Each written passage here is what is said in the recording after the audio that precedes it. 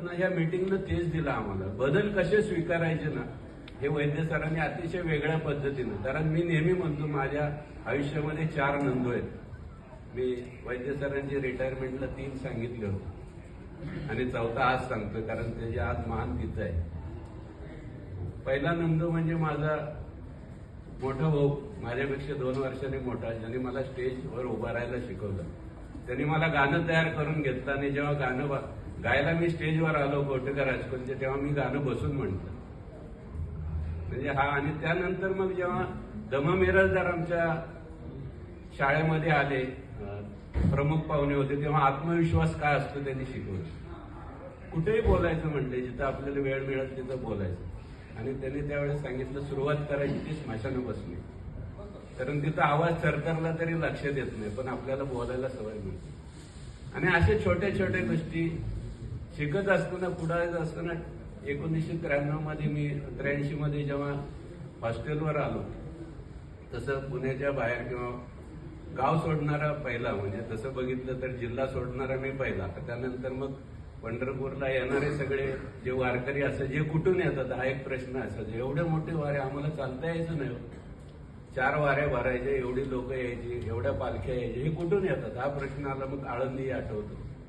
आणि मग जेव्हा 83 ला आलो, टाटा मोटर्समध्ये येताना इथं ओळखीचं तर कोणच नव्हतं. मग घरच्यांनी आले, अप्लाय केल्यानंतर तुझी तू बघ बाबा, तिथं ओळखीचं कोण नाही. मग पहिली रात्र स्टेशनवर काढली. तो स्टेशनचा प्लॅटफॉर्मही आठवतो. आणि आजही त्या प्लॅटफॉर्मवर झोपल्यानंतर ना जगातलं सगळ्यात मोठं सुख मिळतं, कारण कुठलाही अहंकार नाही.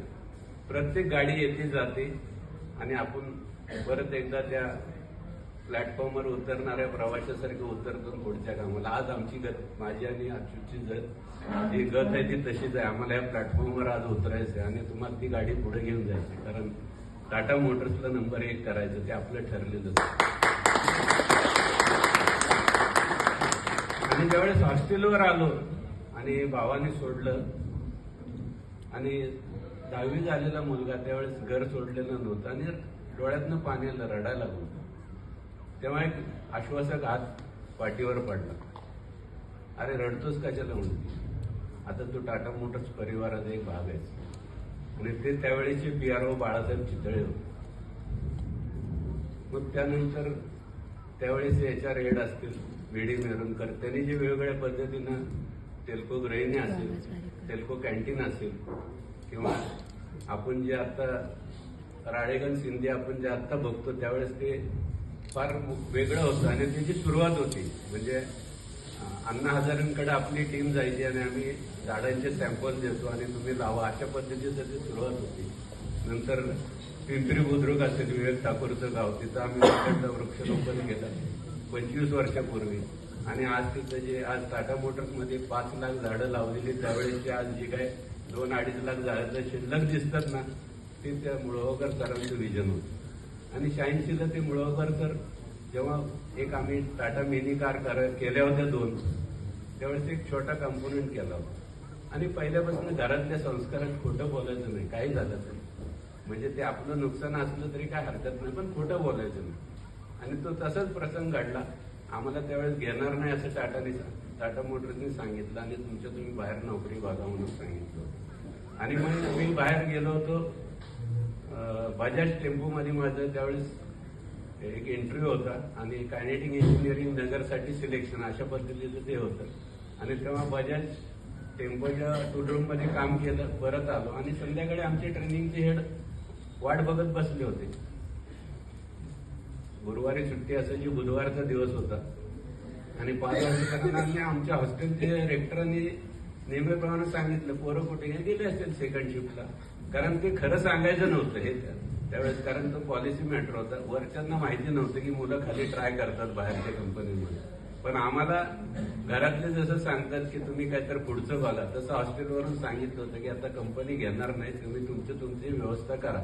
त्या पद्धतीनं आम्ही करत होतो. आणि मुखोपाध्याय साहेब त्यावेळेस आले, तेव्हा ते ट्रेनिंग हेड होते आणि ते म्हणले, अरे किधर गया था तू, खोटं बोलायचं नाही. त्यांच्या म्हणलं, सर ऐसा ऐसा अभी आप हमको लेने वाले नहीं है तो हम बाहर ट्राई कर रहे थे. तो कौन बोला तुम्हारे को, आता कोणाचं नाव सांगता येत नाही, परंतु नाही आम्ही सोचा था ऐसा देखा, नाही नाही होता ऐसा नाही, तुम काम बोलो.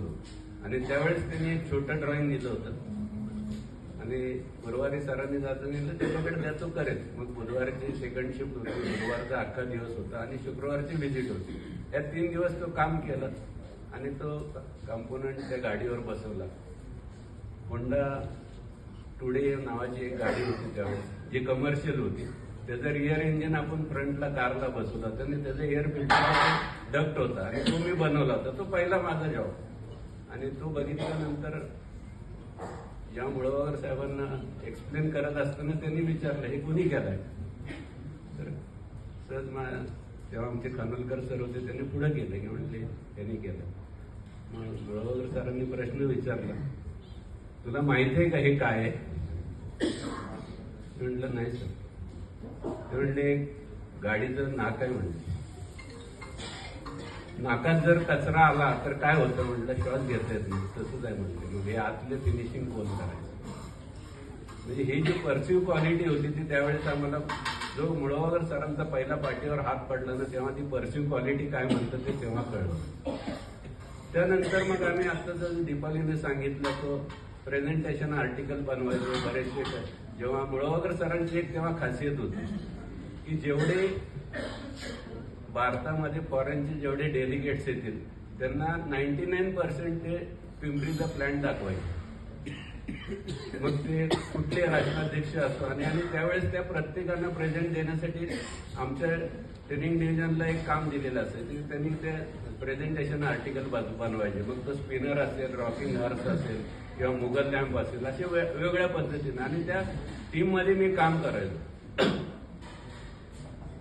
आणि त्यामध्ये फिनिशिंग काय असतं, कारण त्यावेळेस तशा मशिनरी कमी होत्या. पण आमचे जे सर होते, गुजर सर असतील किंवा असे, त्यावेळेस त्यांना काही गोष्टी चालायच्या नाहीत आणि त्यासाठी आम्ही बऱ्याच वेळेस मारही खायचो. म्हणजे ते सहज म्हणायचे असे, म्हणजे ड्रॉइंग नाही काढलं तर 250 वाई त्यांनी आमचे असे खिडकीतून फेकून दिलेली की तुमचे लाईनची थिकनेस बरोबर आली नाही. अशा पद्धतीचा तो एक काळ होता.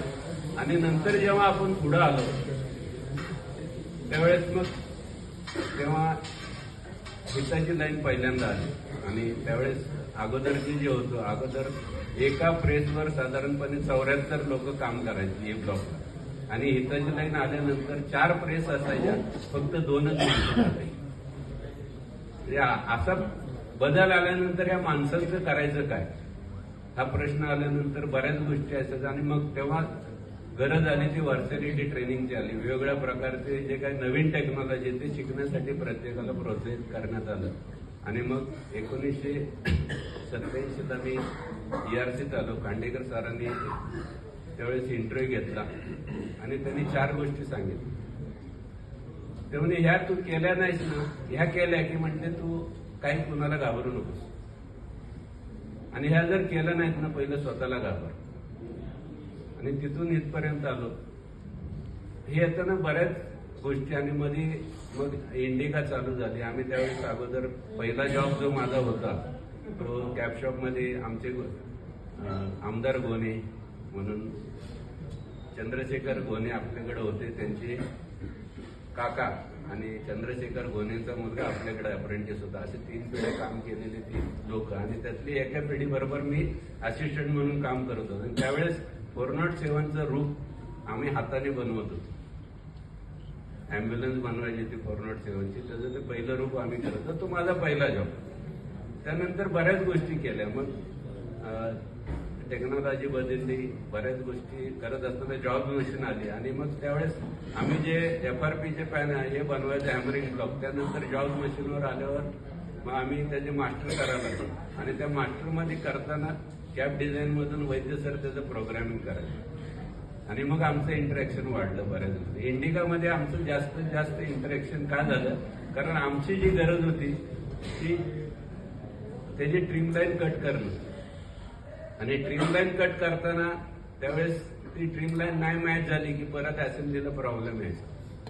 मग आम्ही वैद्य सरांना म्हणतो याला काय करता येतं का. त्यावेळेस कटरी अवेलेबल नसायचे, ते 4-5 मग अलर्ट आता माझ्याकडे 5चं कटर अवेलेबल आहे, 7चं कटर अवेलेबल आहे, मग आपण कसं करायचं असं करून ते आम्ही मास्टर डेव्हलप करायचो आणि आम्हाला मग त्यावेळेस मदत व्हायची. त्यामुळं नकळत वैद्य सरांकडे मी आकर्षित जायचो, कारण ह्यातनं प्रॉब्लेम सुटायचे. पुढे जे आहे ना, बऱ्याच गोष्टी आमच्या शॉपमध्ये ऑपरेटर किंवा माझे सहकारी जे असतील किंवा सुपरवायझर असतील यांना ह्या गोष्टीचं हे नसायचं, कारण ते असेंब्लीमध्ये एखादी गोष्ट जर थांबली ना तर त्याचा टोटल गाडीवर परिणाम व्हायचा आणि त्यावेळेस त्याची मदत आम्हाला मास्टरनी व्हायची. असं मग करत असताना त्यावेळेस मेंटेनन्सचे डोंगरे साहेब असतील, उन्नीकृष्णन असतील, या लोकांची सहज मदत झाली. अशी किती नावं घ्यायची, म्हणजे भरपूर आहेत. म्हणजे मी जरा 43 वर्ष नाव घ्यायला लागलो तर मला वाटतं उद्या सकाळ उजडेल एवढी लोक आहेत. आणि आता काम करत असताना परत एकदा नव्यानं ओळख झाली ते गिरीश महाजन, माझ्या आत्ताचे साहेब. पण मित्रांनो, असे साहेब मिळणं मुश्किल आहे, कारण तुम्ही जे करताय ते बरोबर आहे. आपल्याला माहित असतं आपलं चुकलंय, पण तो माणूस बरोबर म्हणतो म्हणजे आपण आतल्या आत स्वतःला सुधारवतो. आणि अशा पद्धतीची ही लिडरशिप आता आहे. त्यानंतर बाकीचे सगळेजण जे आहेत ना, आता म्हणजे आता हेमकांतचं नाव घेतलं तरी कामातला राग यायचं, कामाचं नाव घेतलं तरी शिंपेला राग यायचा, हा प्रश्न आहे. कारण हे सगळे परत म्हणजे असा प्रश्न आहे ना कुणाचा. आणि मग परत एकदा टीकेसारखा म्हणतो, सर आम्हाला कसं करायचं, प्रोग्राम काय चुकीचं झाला. अरे म्हटलं तुम्ही सगळे आपले आहात. जेव्हा आपले असतात ना तेव्हा चुका कुणाच्याच नसतात, त्या सगळ्या आपल्या असतात. तुझं माझं करण्यापेक्षा तू आणि मी बरोबर समस्या, हे जे वैद्य सरांनी आपल्याला सूत्र सांगितलं ना, हे जर घेतलं ना तर मला वाटतं 843 काय 1645 मीटिंग सुद्धा तुम्ही सहज करू शकता. आणि ह्या मीटिंगमध्ये जो सार आहे ना तो एकच आहे की बदलत्या काळाला सामोरं कसं जायचं. कारण वैद्य सरांच्या ज्या 3 गोष्टी त्यावेळेसच्या होत्या, त्याला CSR आपण म्हणू, त्यात कॉमन सेन्स, रिप्रेझेंटेशन, हा जो प्रश्न CSR, आणि तोच आपण ह्या मीटिंग मधून शिकलो. आणि यात नकळत आपण इथपर्यंत आलो. सुरुवातीला आपल्याला बाहेरचं कोण ओळखत नाही. आज काय झालं तर पहिलं प्रोटोकॉल येतात, त्याचं श्रेय ह्या सगळ्या लिडरशिपला आहे. या सगळ्यांना एकदम माझ्यातर्फे मानाचा मुजरा. आणि आपण सगळ्यांनी जोरदार टाळ्या वाजवाव्यात ही विनंती.